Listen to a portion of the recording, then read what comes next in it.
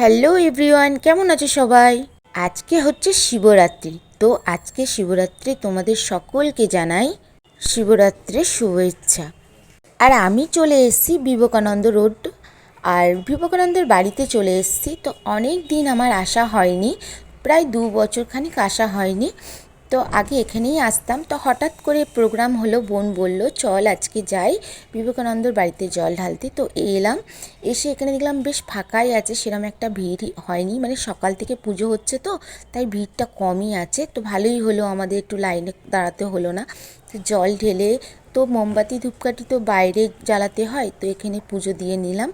মোমবাতি ধূপকাঠি জ্বালিয়ে ঠাকুরকে প্রণাম করে নিলাম। যারা যারা বিবেকানন্দর বাড়িতে আসনি কোনো দিন, এসে দেখো, খুব ভালো আর খুব জাগ্রত ঠাকুর এখানকার।